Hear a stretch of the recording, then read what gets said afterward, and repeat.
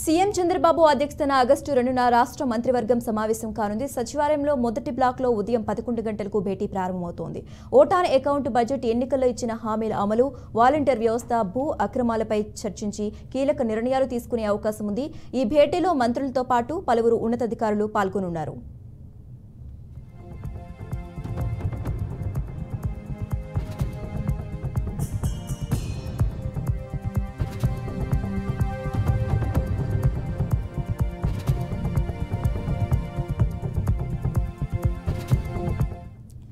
CM Chandrababu అధ్యక్షతన August 2న రాష్ట్ర మంత్రివర్గ సమావేశం కానుంది. సచివాలయంలో మొదటి బ్లాక్లో ఉదయం 11 గంటలకు భేటీ ప్రారంభమవుతోంది.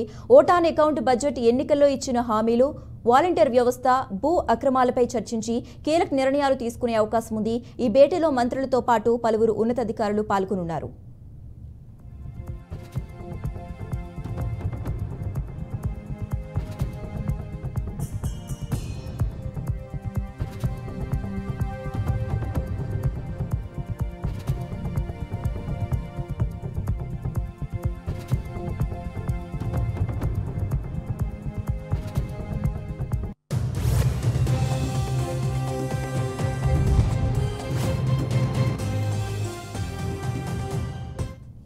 ఇక ఇదే అంశానికి సంబంధించి more updates Amaravati bureau chief Yedukondalu phone ద్వారా అందిస్తారు. ఏడుకొండలు.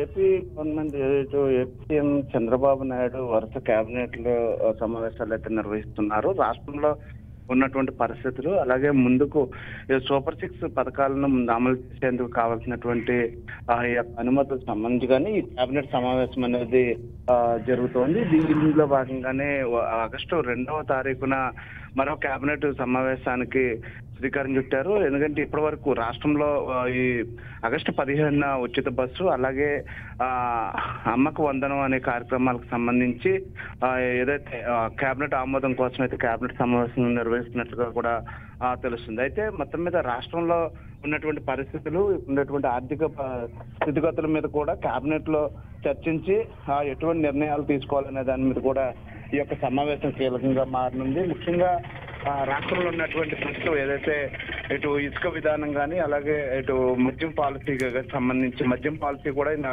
ఆగస్టు 14 నుంచి కొత్త పాలసీ వచ్చే అవకాశం ఉంది. కాబట్టి దాని మీద కూడా కేబినెట్ ఆమోదం తెలిపేటువంటి అవకాశం అయితే కనిపిస్తుంది. అలాగే కొన్ని ఏదైతే సూపర్ 6 పథకాలకు సంబంధించి ఆమోదం తెలుపనుంది కేబినెట్.